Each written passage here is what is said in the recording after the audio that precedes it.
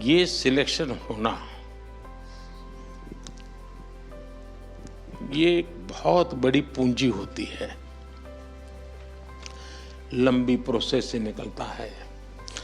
पहले क्या होता था मैं इसकी चर्चा नहीं करता हूँ, लेकिन आज कोशिश है कि देश में ऐसे होनहार लोग हैं जो कुछ को नया कर रहे हैं। इसका मतलब ये नहीं कि हमसे कोई ज़्यादा अच्छे टीचर नहीं होंगे, किसी और विषय में अच्छा नहीं करते होंगे, ऐसा नहीं हो सकता। ये तो देश है, बहुरत्ना वसुंधरा है, कोटि कोटि टीचर्स ऐसे होंगे जो बहुत उत्तम काम करते होंगे, लेकिन हम लोगों की तरफ ध्यान गया होगा, हमारी कोई विशेषता होगी जो देश की में खास करके नई शिक्षा नीति के लिए आप लोगों के जो प्रयास हैं वो काम आ सकते हैं। देखिए, हमारी शिक्षा व्यवस्था में जैसे भारत में एक विषय हमारी आर्थिक व्यवस्था को बहुत बड़ी ताकत दे सकता है, और भारत ने ये मौका गंवा दिया है। हमने फिर से एक बार उसको प्राप्त करना है, और वो हमारे स्कूलों से शुरू हो सकता है, और वो है टूरिज्म। अब आप कहेंगे हम बच्चों को पढ़ाएं या टूरिज्म करें। मैं नहीं कह रहा हूं आप टूरिज्म करें, लेकिन अगर स्कूल के अंदर टूर तो जाती होगी, लेकिन ज़्यादातर टूर कहाँ जाती हैं? जहाँ टीचर ने जो देखा नहीं है वहाँ टूर जाती है। स्टूडेंट को क्या देखना चाहिए वहाँ टूर नहीं जाती है। अगर स्टूडेंट का टीचर का उदयपुर रह गया तो फिर कार्यक्रम बनाएंगे कि स्कूल इस बार उदयपुर जाएगी, और फिर सबसे जो भी पैसे लेने होते हैं, जो टिकट का खर्चा होता है, सब कलेक्ट करते हैं, फिर जाते हैं। लेकिन मेल तो जैसे माँ कहती है ना, बच्चे को आइसक्रीम खाना है।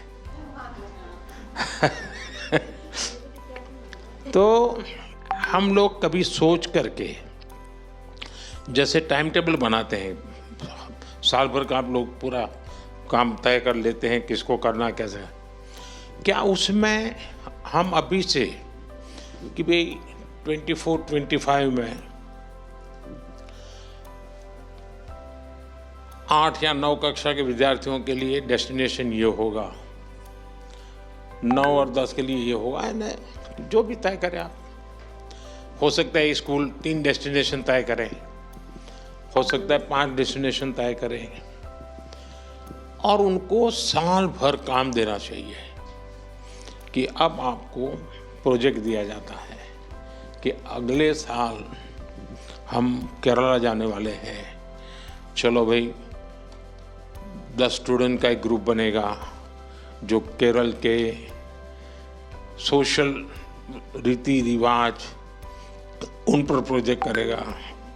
10 स्टूडेंट वहाँ के धार्मिक परंपराएं क्या होती हैं, मंदिर कैसे होते हैं, कितने पुराने हैं, 10 स्टूडेंट हिस्ट्री पर करेंगे। साल भर 1-1, 2-2 घंटा इस पर डिबेट होती रहे, केरल केरल केरल केरल केरल चलता रहे, और फिर केरल के लिए निकल पड़े। आपके बच्चे जब जाएंगे केरला तो वो एक प्रकार से पूरे केरल को आत्मसात करके वापस आएंगे। उनको रहेगा, अरे वो मैंने पढ़ा था ना, अच्छा ये वो है, वो कोरिलेट करेगा। अब आप सोचिए कि मान लीजिए गोवा ने तय किया कि इस बार हम नॉर्थ ईस्ट जाएंगे, और मान लीजिए सब स्कूल मिला करके 1000-2000 बच्चे नॉर्थ ईस्ट जाते हैं, तो उनको तो नॉर्थ ईस्ट देखने को मिलेगा। लेकिन नॉर्थ ईस्ट के टूरिज्म को फ़ायदा होगा कि नहीं होगा? ये लोग नॉर्थ ईस्ट इतने बढ़ते हैं तो नॉर्थ ईस्ट वालों को लगेगा भाई अब इतने लोग आ रहे हैं तो कुछ चाय पान के लिए दुकानें खोलनी पड़ेगी, किसी को लगेगा ये चीज़ बिकती है, चलो ये ज़्यादा, तो वहाँ व्यापार रोजगार बढ़ेगा। भारत इतना बड़ा देश है, हम शिक्षा के साथ, और इस बार आप अपने स्टूडेंट्स को बताइए, अभी ऑनलाइन एक कंपटीशन चल रहा है और आपके स्कूल के सब बच्चों ने उसमें हिस्सा लेना चाहिए, लेकिन ऐसे ही टिक मार्क नहीं करना चाहिए, थोड़ा स्टडी करके करना चाहिए। और अभी कंपटीशन चल रहा है, देखो अपना देश, ऑनलाइन रैंकिंग चल रहा है, लोग वोट कर रहे हैं, और उसमें हमारी कोशिश है कि उस राज्य के लोग वोट करके तय करें कि हमारे राज्य में ये नंबर 1 पर चीज़ है जो देखने जैसी है, जाने जैसी है। एक बार वोटिंग से जो सिलेक्ट होंगे तो सरकार कुछ बजट लगाएगी, वहाँ इंफ्रास्ट्रक्चर तैयार करेगी और उनको फिर डेवलप करेगी। लेकिन ये टूरिज्म कैसे डेवलप होता है? मुद्दा ये होता है कि पहला मुर्गी की पहले अंडा। कुछ लोगों को कहना है भाई टूरिस्ट नहीं है इसलिए डेवलप नहीं होता है, कुछ लोग कहते हैं कि टूरिस्ट आएंगे तो डेवलप होगा। और इसलिए हम स्टूडेंट से शुरू कर सकते हैं, ऐसे डेस्टिनेशन योजनाबद्ध तरीके से वहाँ जाए, रात्रि को वहाँ मुकाम करें, तो उस स्थान के लोगों को लगेगा कि भाई अब रोजगार की संभावनाएं बनेगी, तो होम स्टे बनने लग जाएंगे, ऑटो रिक्शा वाले आ जाएंगे। यानी अगर हम सिर्फ स्कूल में बैठे बैठे तय करें तो इस देश में 100 टॉप डेस्टिनेशन टूरिज्म के हम 2 साल के अंदर तैयार कर सकते हैं। एक टीचर कितना बड़ा रिवॉल्यूशन ला सकता है, इसका ये उदाहरण है। यानी आप अपनी रोजमर्रा की जिंदगी में स्कूल के रेगुलर काम में करते ही हैं, आपके यहाँ से टूर जाते ही जाते हैं, लेकिन अध्ययन नहीं होता है। जहां जाना है उसका साल भर अध्ययन होगा तो वो शिक्षा का काम हो गया। जाकर के उस जगह पे जाते हैं तो वहां पर इकोनॉमी को लाभ हो सकता है। उसी प्रकार से मेरा आपसे आग्रह है कि आपके नजदीक में जहां भी यूनिवर्सिटी हो, कभी न कभी आपके 8वीं 9वीं कक्षा के बच्चों का उस यूनिवर्सिटी में टूर कराना चाहिए। यूनिवर्सिटी से बात करनी चाहिए भाई हमारे 8वीं कक्षा के बच्चे आज यूनिवर्सिटी देखने आएंगे। मेरा एक नियम था, जब मैं गुजरात में था तो कहीं पर यूनिवर्सिटी में अगर कॉन्वोकेशन में बुलाते थे तो मैं उनसे कहता था भाई मैं आऊँगा जरूर, लेकिन मेरे 50 गेस्ट साथ आएंगे। तो यूनिवर्सिटी को बड़ा रहता नहीं कौन 50 गेस्ट आएंगे, और जब पॉलिटिशियन कहता है तो उनको लगता है उनके चले चपाटे आने वाले होंगे। फिर मैं कहता था कि यूनिवर्सिटी के 5-7 किलोमीटर रेडियस में कोई सरकारी स्कूल हो जहां गरीब बच्चे पढ़ते हो, झुग्गी झोपड़ी के, ऐसे 50 बच्चे मेरे गेस्ट होंगे और उनको आपको फर्स्ट रो में बिठाना पड़ेगा।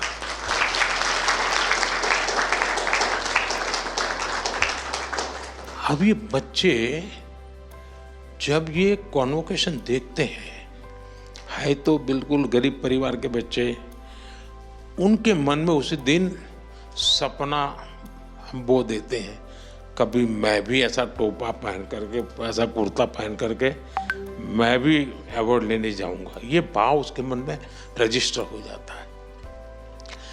आप भी अगर अपने स्कूल के ऐसे बच्चों को ऐसी यूनिवर्सिटी देखने के लिए ले जाए, यूनिवर्सिटी से बात करें कि साहब आपके यहाँ इतने बड़े बड़ी बातें होती हैं, हम देखना चाहते हैं। वैसे ही स्पोर्ट्स के इवेंट होते हैं। कभी कभी हम क्या करते हैं, जैसे ब्लॉक लेवल का स्पोर्ट्स कंपटीशन है तो कौन करेगा? वो पीटी टीचर जाने, वो खेलने वाला बच्चा जाने जाएगा। सचमुच में पूरी स्कूल को स्पोर्ट देखने के लिए जाना चाहिए।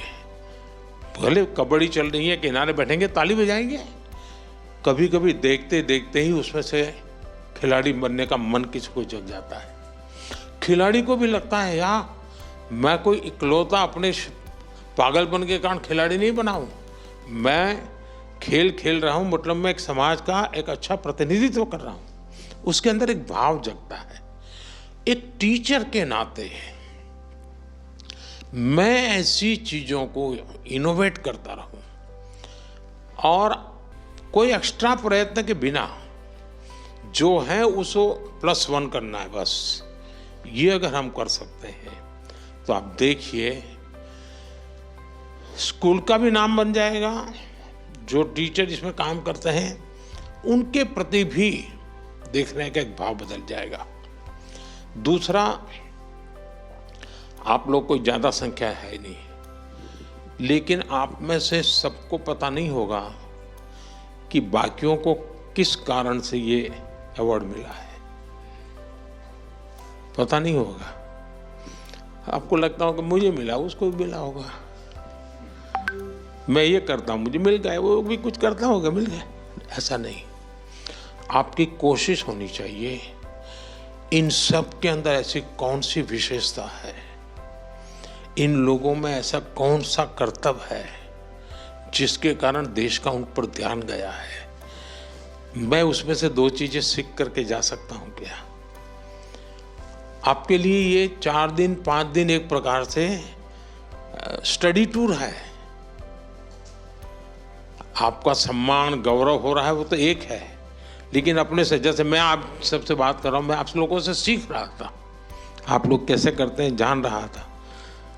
अब ये मेरे लिए अपने आप को एक बड़ा प्रसन्न करने वाली बात थी। और इसलिए मैं कहता हूं कि आपके जितने साथी हैं, दूसरा किसी जमाने में जब हम छोटे थे तब पत्र मित्र वैसा एक जमाना हुआ करता था, हैं? अब सोशल मीडिया हो गया है तो वो तो दुनिया चली गई, लेकिन क्या आप लोगों का सबका एक व्हाट्सएप ग्रुप बन सकता है? सबका, जो लोग कब से बना है? ऐसे कल ही बना है, चलिए अच्छा 8-10 दिन हो गए, मतलब गुड बिगिनिंग है। एक दूसरे से आपने एक्सपीरियंस शेयर करनी चाहिए। अब आपको यहाँ कोई तमिलनाडु के टीचर से परिचय हुआ है, आपकी टूर तमिलनाडु जाने वाली है आपकी स्कूल की, अभी से उनको कहिए जरा बताइए, देखिए आपकी कितनी बड़ी ताकत बन जाएगी। आपको कोई मिलेगा, रहे केरल, अरे मैं उसको जानता हूँ, जम्मू कश्मीर, अरे मैं उससे तो परिचित हूँ, आप चिंता मत कीजिए मैं उनको फ़ोन कर देता हूँ।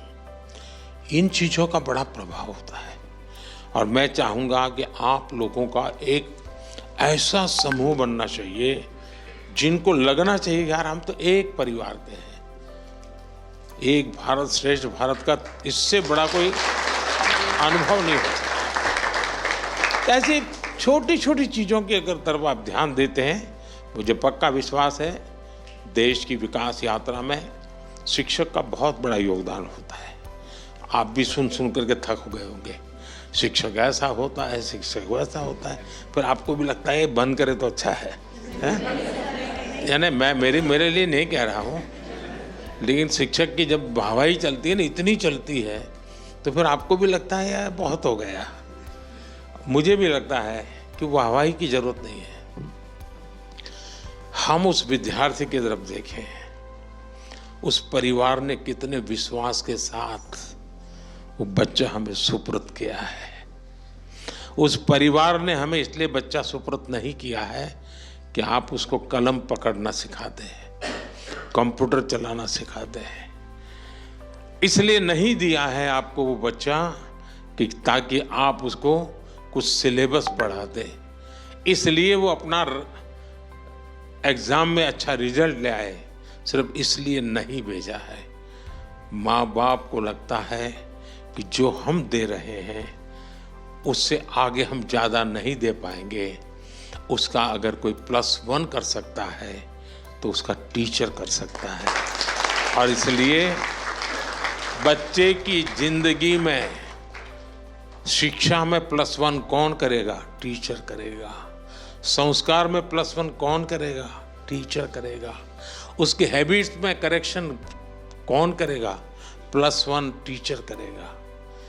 और इसलिए +1 थियरी वाली थी हमारी कोशिश होनी चाहिए, उसके घर से जो मिला है मैं उसमें कुछ ज़्यादा अतिरिक्त जोड़ दूंगा, मेरा उसकी ज़िंदगी में बदलाव लाने में कोई न कोई कंट्रीब्यूशन होगा। अगर ये प्रयास आपकी तरफ से रहे, मुझे विश्वास है कि आप बहुत ही सफलतापूर्वक, और आप अकेले नहीं, सभी शिक्षकों से बात कीजिए, अपने क्षेत्र के, अपने राज्य के शिक्षकों से बात कीजिए, आप लीडरशिप लीजिए और हमारे देश की नई पीढ़ी को तैयार, क्योंकि आज जिन बच्चों को तैयार कर रहे हैं ना, वे जब नौकरी करने योग्य बनेंगे या 25-27 साल की उम्र पर पहुंचेंगे तब ये देश आज है वैसा नहीं होगा, ये विकसित भारत होगा।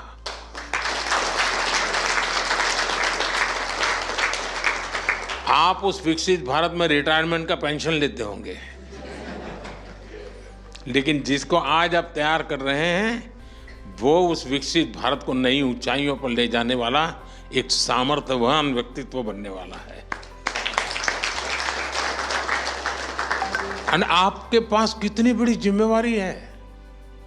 ये विकसित भारत ये कोई सिर्फ मोदी का कार्यक्रम नहीं है।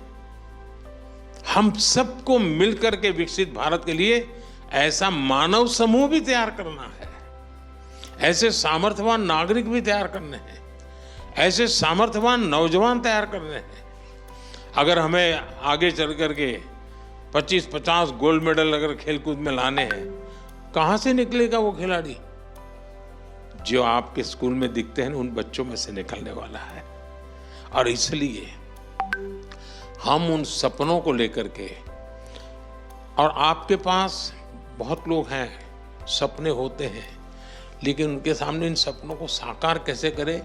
आप वो लोग हैं, आपके मन में जो सपना आए उस सपने को साकार करने के लिए वो लेबोरेटरी आपके सामने ही है, रॉ मटेरियल आपके सामने है, वो बच्चे आपके सामने हैं। आप अपने सपनों को लेकर के उस प्रयोगशाला में प्रयास करेंगे, आप जो चाहे वो परिणाम लेकर के आएंगे। मेरी तरफ से आपको बहुत बहुत शुभकामनाएं हैं। बहुत बहुत धन्यवाद।